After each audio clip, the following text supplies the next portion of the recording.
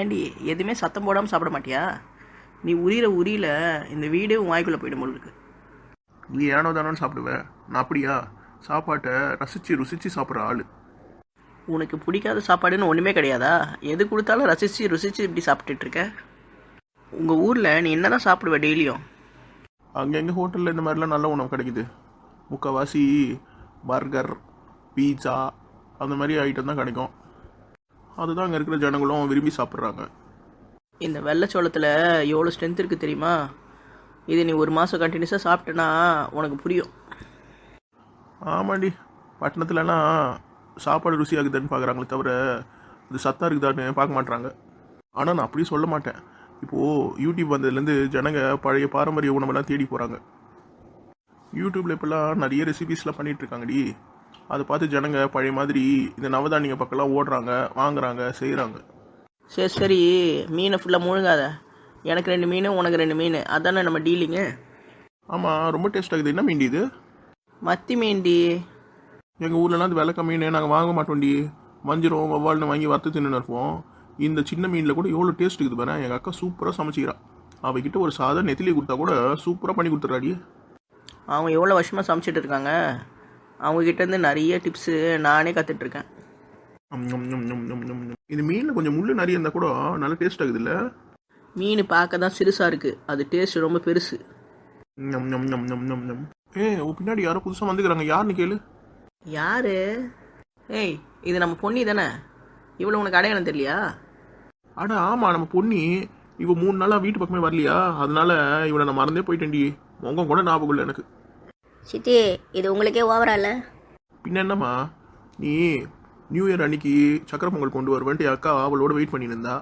நாங்களும் பார்க்குறோம். மணி 10 ஆச்சு, 11 ஆச்சு, அடுத்த நாள் ஆச்சு, அதுக்கு அடுத்த நாள் ஆச்சு. சக்கரை பொங்கலையும் காணும், ஆளையும் காணும்.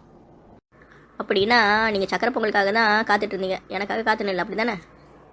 2 பேருக்காக தான் காத்துன்னு இருந்தோம். நீ எங்கே தான் போன 3 நாளா? ஆளையே காணும் உன்னை. அது சரி விடு. எனக்கு எல்லா விஷயமும் தெரியும், நம்ம அதை பற்றி அப்புறம் பேசலாம். என்ன விஷயம் டி?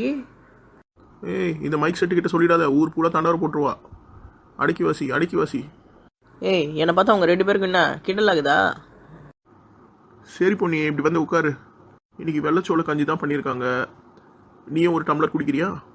எனக்கு இன்னைக்கு எதுவும் வேணாம், நான் வீட்லேயே வயிறு ஃபுல்லாக சாப்பிட்டு வந்துட்டேன். கோமதி, நீ இன்னைக்கு ஃப்ரீயாக தானே இருக்கிற? நம்ம வெளியே போயிட்டு வரலாமா? உன் பசங்களாம் ஸ்கூலுக்கு போயிடுச்சா? பசங்களெல்லாம் 8 மணிக்கே ஸ்கூலுக்கு அடிச்சு விரட்டிட்டேன்டி. ஊருக்கு போயிட்டு வந்ததுனால கொஞ்சம் டயர்டாக இருக்குது. அதனால் சிங்கி அண்ணன் இன்றைக்கி ரெஸ்ட் எடுத்து நாளிலேருந்து கடைக்கு வேலைக்கு வந்துடுன்னு சொல்லிட்டாரு. இன்றைக்கி வேலையை அவரே பார்த்துப்பாரு. அப்படின்னா 1 hour கூட வாடி, பக்கத்து ஊருக்கு போயிட்டு கொஞ்சம் சாப்பிட்ற பொருள்லாம் வாங்க வேண்டியிருக்கு. நீ எப்போ பார்த்தாலும் சாப்பிட்டு தானேங்கிற, இன்னும் என்ன ஸ்பெஷலாக சாப்பிட்றதுக்கு வாங்க போகிற? நம்ம வீட்டுக்கு இந்த சின்ன பிள்ளை ராமு வந்திருக்கான்ல, அவன் 3 வேளையும் சாப்பாடு தான் சாப்பிட்டுட்டு இருக்கான். அவனுக்கு எதனா ஸ்நாக்ஸ் சாப்பிடணும்னு ஆசையாக இருக்காது. இங்கே பக்கத்தில் ஸ்நாக்ஸ் கடை இருக்க மாதிரி தெரியல. நேற்று அவன் கிட்ட உனக்கு என்னப்பா பிடிக்கும்னு கேட்டதுக்கு சிப்ஸு, பிஸ்கெட்டு, கேக்கு, பஃப்னு நிறைய பெரிய லிஸ்ட்டை கொடுக்குறான். இந்த ஊரில் எங்கே கிடைக்குது? பக்கத்து ஊரில் இதெல்லாம் கிடைக்குதுன்னு என்கிட்ட முத்து தான் சொன்னான். நீ வரியா?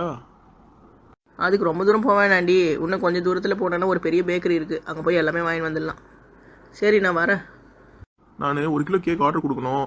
அதுவும் அந்த கடையிலே கொடுத்துடலாமா? டேஸ்ட்டெல்லாம் எப்படி இருக்கும்? குவாலிட்டி எப்படி இருக்கும்? அந்த கடையே இதுக்கு தான் ஃபேமஸ்ஸு. நிறைய பேர் பர்த்டே கேக்லாம் அந்த கடையில் தான் வாங்குவாங்க. நம்ம போயிட்டு வந்துடலாம். ஆமாம், யாருக்கு பிறந்த நாளுக்கு நீ கேக் வாங்க போகிற இப்போது? நாளைக்கு நம்ம முத்துக்கு பிறந்த நாள், தெரியாத உனக்கு? நான் மறந்தே போயிட்டேன். நாளைக்கு நம்ம முத்து மாமாவுக்கு பிறந்த நாள் இல்லை? இப்போ வேற நான் அவன்கிட்ட கோச்சிட்டு சண்டை போட்டுட்ருக்கேனே. நாளைக்கு எப்படி அவன்கிட்ட போயிட்டு பிறந்த நாள் வாழ்த்துக்கள் சொல்கிறது? அதெல்லாம் வாழ்த்துக்கள் சொல்லலாம். யார் கோவப்பட்டாலும் அவங்கள நாங்கள் ஏற்றுக்கிற மனப்பக்குவம் எங்கள் குடும்பத்தில் எல்லாருக்கும் இருக்குது. ஏய், என்னடி வளர்ற? நான் உங்ககிட்ட பேசலடி, யாருக்கோ சொன்னேன். புரியலையே. புரிய வேண்டியவங்களுக்கு புரிஞ்சால் சரி தான். சரி, சீக்கிரம் போய் கிளம்பு. இங்கே உட்காந்து மீனை சப்பு கூட்டி சாப்பிட்டுட்டு இருக்க. பேக்கரிக்கு போக வேணாமா? இவ தின்னு முடிச்சிட்டானா யாரையும் சாப்பிட விட மாட்டான். எரி போகிறேன். என்னம்மா பொன்னி, நாளைக்கு முத்துக்கு பிறந்த நாள், எதனா ஸ்பெஷலாக சமைச்சு கொண்டு வரியா?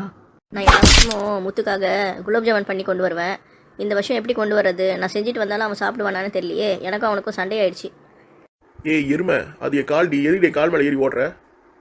பொன்னி, உன் பிரச்சனை எனக்கு எல்லாமே தெரியும், நீ கவலைப்படாத, எல்லாமே நான் பார்த்துக்கிறேன். சித்தி, என்ன சொல்கிறீங்க? உங்களுக்கு எல்லாமே தெரியுமா? எனக்கு எல்லாமே தெரியும். அவன் ஏன் இந்த மாதிரி நடந்துக்கிறானோ எனக்கு தெரியும். அதனால இந்த விஷயத்தை கொஞ்ச நேரம் ஆற போகிறது தான் நல்லது. நீ படிக்கிறல்ல, ஒழுங்காக படித்து நல்ல மார்க் எடுத்து நல்ல வேலைக்கு போகிற வழியை பாரு. அதுக்கப்புறம் எல்லா விஷயத்தையும் நானே முடிச்சு வைக்கிறேன். நீ எதை பற்றியும் பயப்படாத. இல்லை சித்தி, வாரத்தில் 3 நாள் காளையனோட அப்பா எங்கள் அப்பாவை பார்க்கறதுக்காக வீட்டுக்கு வந்துட்டு போகிறாரு. திடீர்னு காளையனுக்கும் எனக்கும் கல்யாணம் நிச்சயம் ஆயிடுச்சுன்னா நான் பிரச்சனையில் மாட்டிப்பேன். என்ன நடந்தாலும் பார்த்துக்கலாமா? பணத்தால் எல்லாத்தையும் வாங்கிட முடியாது. அது நீ எப்பவுமே ஞாபகம் வச்சுக்கோ. சித்தி, நீங்கள் இந்த ஊருக்கு வந்ததுலேருந்து எனக்கு ரொம்ப தைரியமாக இருக்குது. சரிம்மா, முத்துவும் சின்னதுலேருந்து ரொம்ப கஷ்டப்பட்டு வளர்ந்து தான் படித்து ஒரு நல்ல வேலைக்கு போய் சம்பாதிச்சிட்டு இருக்கான். அவன்கிட்ட எப்போ பார்த்தாலும் சண்டை போட்டுகிட்டே இருக்காத. எனக்கு மட்டும் அவர் கூட சண்டை போடணுன்னு ஆசை. என்னோட நிலமை மோசமாக இருக்குது, அதை அவர் புரிஞ்சிக்க மாட்டுறாரு. அதனால தான் நான் சொன்னேன். சரி, இந்த விஷயத்தில் கோமதிக்கிட்ட சொல்லாத. நான் பக்குவமாக போய் வள்ளியக்கா கிட்ட சொல்லிடுவேன். இவகிட்ட சொன்னேன்னு வச்சுக்கோ, இவ தாறுமாறாக போயிட்டு வள்ளியக்கா கிட்ட சொல்லி ஏதாவது பிரச்சனை ஆகிட போகுது. நம்ம 3 பேர் தவிர வேறு யாருக்குமே இந்த விஷயம் தெரியாது சித்தி. நானும் கோமதியும் பேக்கரிக்கு போயிட்டு வேண்டியதை வாங்கி வரோம். நீ கொஞ்சம் நேரம் வீட்டில் போய் படிச்சுட்டு குலோப் ஜாமுன் பண்ணுறேன். நீ கொஞ்சம் எக்ஸ்ட்ராவாக பண்ணி நாளைக்கு எடுத்துன்னு வா போ. அன்றைக்கி நான் மாமா கிட்ட ரொம்ப சண்டை போட்டுட்டேன். நாளைக்கு குலோப் ஜாமுன் கொண்டு வந்து கொடுத்தா அது சாப்பிடுமா? அவன் உன் மேலே கோவமாக இல்லை, சோகமாக தான் இருக்கிறான். நாளைக்கு எடுத்துகிட்டு வா, நம்ம இந்த சண்டையை முடிச்சு வச்சிடலாம். சரி சித்தி, இன்றைக்கி எனக்கு படிக்கிற வேலை கூட நிறைய இருக்குது. நான் படிச்சுட்டு சமைக்கிற வேலையை பார்க்குறேன். போயிட்டு வரேன். ஓகேம்மா, நாளைக்கு சீக்கிரம் வந்துடு. சரி சித்தி, இந்த தூக்கில் சக்கரை பொங்கல் இருக்குது, வள்ளியம்மாக்கு கொடுத்துட்டு எல்லோரும் சாப்பிடுங்க. அதை முதலைக்கு வச்சுட்டு போ. அவள் 3 நாளாக சக்கரை பொங்கல்னு பைத்தியமாக சுற்றிட்டு இருக்கா.